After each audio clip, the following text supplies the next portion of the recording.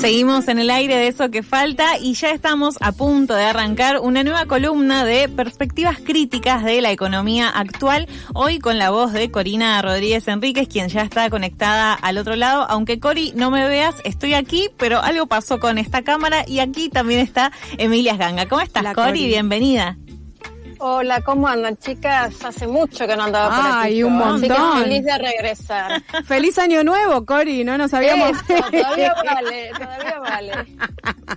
Un poco tarde el saludo, pero bueno, acá estamos, vamos a hablar del capitalismo que igual no tiene fecha de vencimiento, podemos decir, ¿no? Eso parece, aunque hay discusiones, ¿no? Y era parte de lo que quería traer hoy. Como Noemí les contó en la última columna, este año queríamos traer a este espacio de conversación algunas discusiones más estructurales, ¿no? Hablar de la coyuntura, pero también cada tanto meter una conversación sobre temas estructurales que también explican esa coyuntura, ¿no? Noemí hablaba en la última columna de lo que venía pasando en Argentina en el mercado laboral, en materia de empleo, de los nuevos empleos, de las plataformas, del desempleo, de cómo ese desempleo quedaba en algún sentido disfrazado en esta forma de nuevos empleos.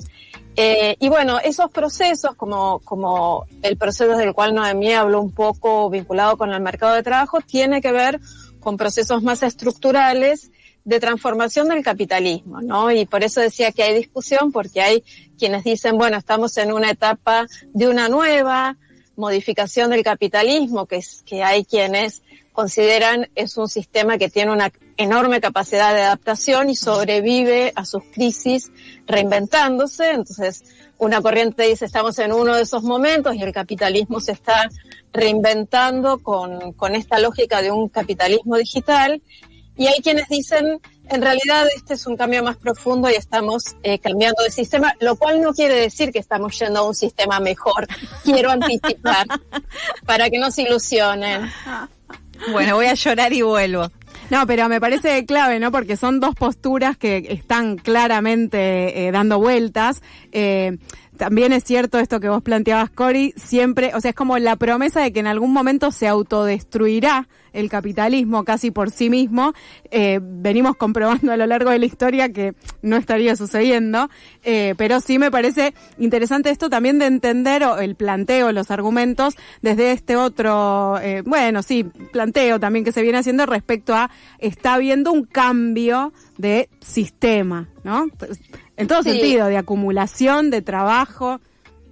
Exactamente, el cambio es innegable y un poco queríamos traer cierta discusión que se va dando en ámbitos un poco más académicos, pero también políticos, que caracterizan a esta etapa, hablando del tecnopoder, ¿no? Que es un término que trajo Noemí cuando les contó que íbamos a andar navegando estas discusiones. Esta etapa del capitalismo se está caracterizando justamente por el surgimiento de un nuevo poder vinculado a la innovación tecnológica basada en la digitalización, ¿no? Que claro, como todos los cambios no se producen de un día para el otro, sino que son parte de un proceso. No es que de pronto un día nos despertamos y el mundo estaba digitalizado. Pero lo cierto es que cuando va pasando el tiempo, llegamos a darnos cuenta que ya estamos viviendo en ese otro mundo, y esta etapa del capitalismo, al que podemos llamar tecnocapitalismo, o capitalismo digital, se caracteriza justamente por la extensión de la digitalización a casi todos los órdenes de la vida. No solamente se digitaliza la forma de producir bienes y servicios, sino que se digitaliza el acceso a la información, las gestiones administrativas, la forma de producir conocimiento, la manera en que se generan activos financieros, la manera en que se realiza la vigilancia. La digitalización en este sentido produce cambios muy profundos en todos los órdenes, en el mundo del trabajo, como los que comentaba Noemí, pero también en la forma de producir y de consumir, en la forma de producir y gestionar la información, en las propias relaciones sociales, ¿no? Hoy mediadas por espacios digitales y por dispositivos digitales, y como decía también en la capacidad de control y vigilancia que tiene este poder. Y así en esta etapa se va reconfigurando un poder que tiene mucho anclaje en la propiedad de esa innovación tecnológica y en su uso, ¿no? En su uso real y en su uso potencial. Vamos a ir entrando a lo largo de las columnas en los diferentes aspectos que esto trae. Hoy particularmente quería concentrarme en lo que es las nociones conceptuales que se han venido desarrollando y las controversias que hay entre ellas, recordando lo que decía antes, que es que esto no es algo que pasa de un día para el otro, sino que es un proceso que viene transcurriendo, y viene transcurriendo desde hace décadas. Si hacemos una pequeña cronología, podemos reconocer los 70, los 80, el siglo pasado, como inicio de este proceso, cuando aparece la microelectrónica, la informática, las primeras computadoras, las telecomunicaciones. Cuando van naciendo en estas décadas del 70 y el 80 lo que podemos llamar la base material del momento actual, la computación y las redes. En los 90 y la primera década de los 2000 lo que se produce es la expansión de esto, ¿no? Se masifica Internet y el acceso a Internet, se globaliza esta digitalización y aparecen estas cadenas globales digitales, y aparecen, y esto sí va a ser central a entender esta lógica del tecnopoder, aparecen las grandes firmas tecnológicas.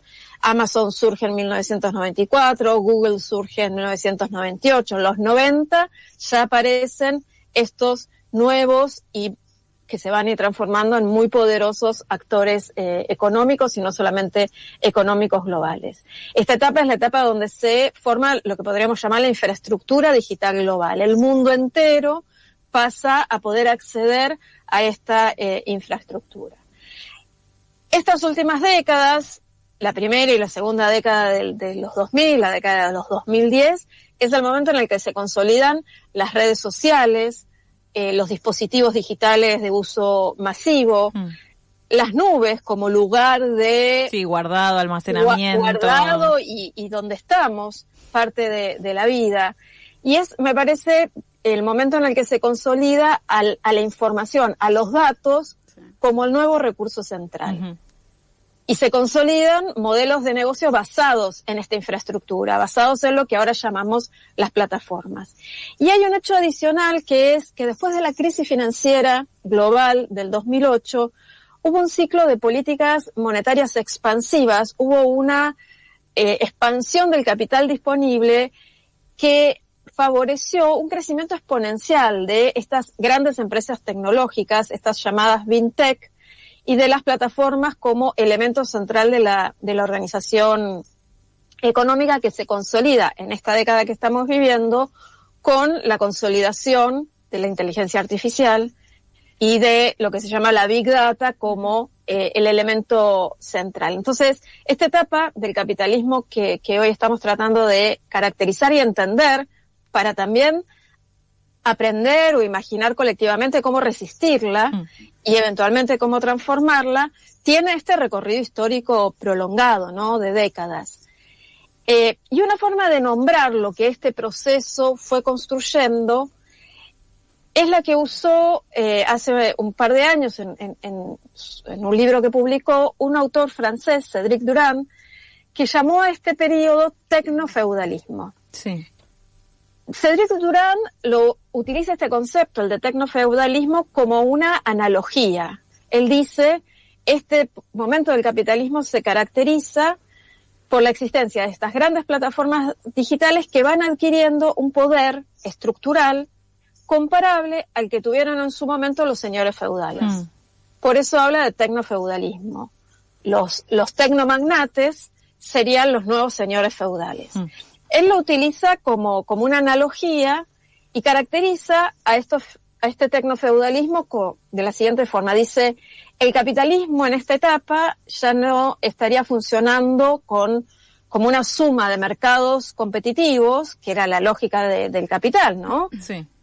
Competir en mercados, esa competencia iba a hacer que se produjeran ciertos bienes y no otros, más de unos, menos de otros, que se negociaran a tales precios. Esa lógica de la competencia estaría desvaneciendo, y lo que aparece son actores que poseen una infraestructura que les permite dominar al conjunto de los actores económicos. La mayoría de los actores económicos, las personas trabajadoras, las empresas y hasta los propios gobiernos pasan a depender de las infraestructuras que poseen y proveen estos monopolios tecnológicos, estas grandes empresas tecnológicas. Y además cambia la lógica. Ya no se trata, dice Cédric Durand, de obtener ganancias a partir de producir y vender cosas, sino que lo que se obtiene es una renta a partir de controlar estos activos estratégicos, a partir de controlar los datos, a partir de controlar los algoritmos, a partir de controlar las redes. Es un capitalismo de renta donde el principal activo, el activo fundamental, son los datos, es la información.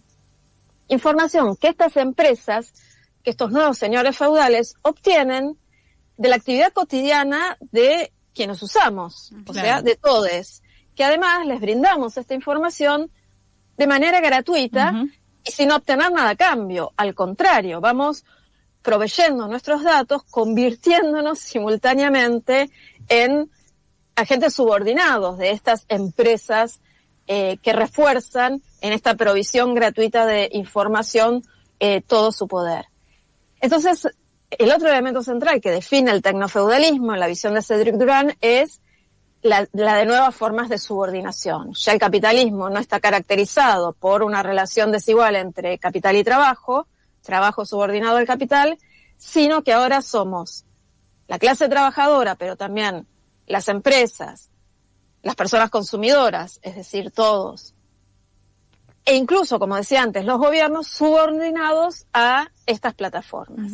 Y el último punto que me parece interesante de la caracterización del tecnofeudalismo es la hibridación entre el capitalismo de plataformas y el capitalismo financiero. Hay un proceso donde lo que prevalece es la captura de renta, pero además la valorización financiera, ¿no? Esta idea de las empresas que de pronto se vuelven más valiosas simplemente por su evolución mercantil, ¿no? Las acciones de Amazon, las acciones de todas las grandes empresas tecnológicas, incrementando exponencialmente sus precios virtuales, ¿no? Sí, y que además, es un capitalismo muy intangible. Pienso que está muy vinculado que una empresa crezca en sus acciones digitales también por un evento digital, ¿no? Hay algo que sucede y que trasciende en un tweet, en un posteo de Instagram, etcétera, y que eso hace que se incrementen esos valores activos que tienen ahí dando vueltas en quién sabe dónde, porque quienes no entendemos además de economía, decís una acción, no sé qué es, no sé cuánto vale, no sé cuánto me representa en el mundo real. Exactamente, es esta intangibilidad de estos nuevos activos que, como vos muy bien decís, su valor puede variar por circunstancias X, varían por las expectativas, ¿no? Claro. La expectativa de que estas empresas van a seguir teniendo grandes ganancias, sí, la especulación, entonces valen cada vez más, pero también por eventos, incluso eventos provocados, que pueden subir y hacer bajar también su valor de manera acelerada y sin que medie ningún tipo de relación con lo que pasa en la realidad. Otro autor que quería traer, y ya para ir cerrando esta primera caracterización que queremos hacer de este monstruo al que nos estamos enfrentando, que también habla en términos de tecnofeudalismo, es Yanis Varoufakis, un autor griego que fue ministro de Economía en Grecia y demás. Él es más enfático, es un poco más radical en su caracterización del tecnofeudalismo, que a diferencia de Cédric Durand, que dice, bueno, yo uso esto como analogía, Varoufakis dice, aquí realmente estamos frente a la conformación de un nuevo régimen que reemplazaría al capitalismo. E insiste en que esto es así porque hay un régimen diferente que está concentrado u organizado por este capital en la nube, el capital concentrado de las Big Tech y de las FinTech, porque es un sistema extractivista de datos cuya fuente de reproducción es la renta digital. Estos señores feudales cobran peaje por participar en los ecosistemas digitales, por por usar la infraestructura digital, que es algo que todos necesitamos hacer, y porque crea una relación de dependencia estructural. Todo el mundo dependiendo de estos tecnomagnates. Y además aparecen espacios económicos gobernados centralmente por los algoritmos. O sea, pareciera, y esto es lo que argumenta Varoufakis, y por eso es más enfático y habla, esto ya es un nuevo régimen, dice, estamos en una especie de régimen centralmente planificado, pero ya no públicamente, sino privadamente, ¿no? Una economía organizada por los algoritmos.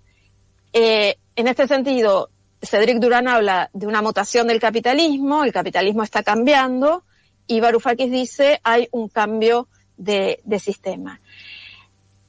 Y el énfasis de Varoufakis es uno de los rasgos de que este es otro sistema son las relaciones de desigualdad estructurales que se generan entre estos señores magnates, quienes detentan el tecnopoder y todos los demás.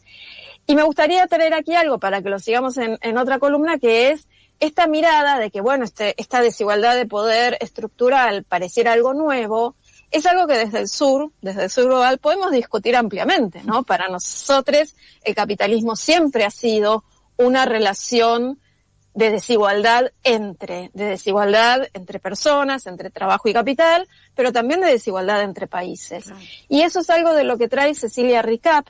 Cecilia Ricap es una colega argentina que vive hace mucho tiempo y trabaja en el Reino Unido, pero que acaba de publicar un libro que se llama Teoría de la Dependencia Digital, donde justamente discute un poco esto, ¿no? Y describe cómo lo que se está conformando es una nueva variedad de dependencia, ¿no? Ella rescata la teoría de la dependencia que fue tan fuerte teóricamente en América Latina y la aplica a esta nueva forma del capitalismo. Sobre esto vamos a volver en otras columnas. Cierro simplemente diciendo, bueno, ¿y por qué queremos discutir estas cosas? ¿Por qué queremos hacer uso de este espacio colectivo para traer estos temas? Primero porque realmente creemos que estamos en una transformación del capitalismo muy severa y muy acelerada, que nos afecta en todos los ámbitos de la vida. Sí.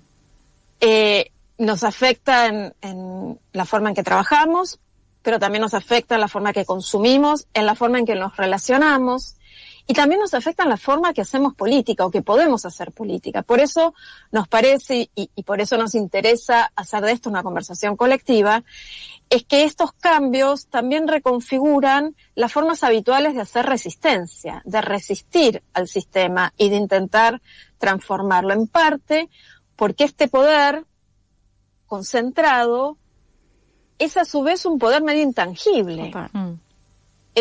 Antes era más fácil identificar a ese capital que te oprimía en la fábrica, en la oficina. Sí, o como política de Estado incluso, ¿no? Digo, el Exactamente, Estado. Ese es el otro punto. También nos parece estos cambios, estas mutaciones van reconfigurando el lugar del Estado, ¿no? Así como vos lo traías recién. El propio Estado, que según las visiones a las que adhiriéramos también era funcional al capitalismo, ¿no? El Estado capitalista, también se vuelve un actor subordinado a este tecnopoder, al que puede eventualmente enfrentar, como fue el caso, por ejemplo, de la disputa del gobierno de Brasil con Elon Musk, que le suspendió Twitter por no sé cuántos días en Brasil, y Elon Musk reculó. Bueno, eventualmente lo puede enfrentar, pero es muy diferente la capacidad que tienen los estados del tamaño de Brasil de enfrentar a un tecnomagnate como Elon Musk, del poder que pueden tener la mayoría del resto de los países del mundo, que no tienen ese mercado ni esa capacidad de enfrentarlo. Y también nos parece que es importante hablar de esto para sumar a estas nuevas conceptualizaciones las visiones feministas, las visiones interseccionales, porque nos parece que hay temas que en estos debates más teóricos y conceptuales se están quedando afuera. La cuestión de la reproducción y los cuidados vuelve a quedar afuera. La pregunta sería, ¿cómo se reproduce la vida en el capitalismo digital? Los sesgos de género van quedando afuera. si bien ahora empieza a aparecer un poco de evidencia de cómo también hay sesgos de género y desigualdades de género en la inteligencia artificial, el sesgo de género de los logaritmos, las diferentes oportunidades y restricciones que ofrecen los nuevos empleos o trabajos de plataforma. Incluso parte de lo que críticamente se empieza a decir sobre estos conceptos es que aparece una nueva dimensión del trabajo no remunerado, algo así como el trabajo digital no remunerado, ese trabajo que hacemos todos los días, cada vez que apretamos el dispositivo, entregándole ese tiempo, ¿no? Infinito que pasamos en las plataformas a este tecnopoder. Y también la dimensión interseccional de estos análisis, ¿no? Porque no es solamente desigualdades de género, son desigualdades y sesgos de clase, raciales. Total. Y me parece que una discusión muy relevante que está muy ausente de estas primeras conceptualizaciones es la dimensión ambiental. Sí. También el capitalismo digital tiene una consecuencia porque tiene un soporte material en el sistema, que lo vemos, por ejemplo, cuando vienen a proponernos una gran inversión extranjera para crear espacios de almacenamiento de datos en la Patagonia Argentina, porque es un espacio muy amplio, un territorio muy amplio, deshabitado, con clima frío, ideal para que en lugar de personas allí habiten esos centros de datos, porque esto que nos parece tan intangible, tan inmaterial, tiene un soporte material. Claro. Hay máquinas que acumulan esta información y que necesitan territorio. Y también eso es parte de la disputa y de las maneras, de nuevo, ¿no? Es mucho más fácil o identificable hacerle resistencia a una minera que a alguien que te viene a proponer, ¿no? Una granja de datos. Sí, claro. Donde ni siquiera hay personas, ¿no? Digo, también es bastante complejo en términos subjetivos, podríamos pensarlo. Y ahí, sobre esto que decías, Cori, me quedaba pensando sobre los estados, que obviamente los estados están corriendo de atrás, o sea, están tratando de generar, el mejor de los casos, legislaciones, pero para restringir, ¿no? Poder acomodar, pero tiene mucho menos peso en términos económicos y políticos que las empresas, de estas tecnoempresas, ¿no? Y ahí es clave también, porque ahí me parece en esto que vos decías del cambio de régimen, cambio de sistema, bueno, ya no es el padre, por usar esa palabra, de todos los bardos, el Estado. No viene tanto por ahí. El lugar del Estado es parte, nos parece muy importante de esta discusión, y que también sería interesante navegar las diferentes experiencias que los estados vienen teniendo, ¿no? Desde estados que más activamente están avanzando hacia regulaciones de distinto tipo. En Europa hay algunas experiencias en ese sentido, hasta estados que asumen la propia propiedad de parte de esta tecnología. Claro. Como es el caso de China y sus equivalentes no occidentales de este tecnopoder, ¿no? Claro. Sí, generar infraestructura, básicamente, que no venga Microsoft. Infraestructura y control, ¿no? Claro, exacto. Y lo otro que me parece también interesante es pensar... Con todo, perdón, te interrumpo un segundo, con todos los riesgos que eso implica, ¿no? Porque otra de las grandes dimensiones es la vigilancia que permite y el control que permite el tener toda esta información. Y lo otro que pensaba respecto a esto es que también los estados solos ya no tienen tanto aguante en sí mismos, ¿no? O sea, como que también tienen que ser, estados en conjunto. Bueno, ya lo sabemos esto claramente, pero hoy esa soledad y te deja muy afuera. Totalmente, además el poder contrastado, ¿no? Claro. Hoy muchas de estas, o todas estas grandes empresas tecnológicas tienen niveles de facturación que superan el valor del PBI de muchos países del mundo. Claro. Para dar una idea de ese poder, ¿no? Y de la soledad que hay para enfrentar ese poder. Cori, nos encontramos en 15 días para una nueva columna de perspectivas críticas de la economía actual. Buenísimo, y ahí seguimos conversando colectivamente. Me encanta. Te mandamos, Cori. Un abrazo. Nos vemos. Seguida así, Corina Rodríguez Enríquez en una nueva entrega de perspectivas críticas de la economía actual. Hoy hablamos de tecnofeudalismo. Me parece un concepto espectacular en el cual hay que seguir indagando.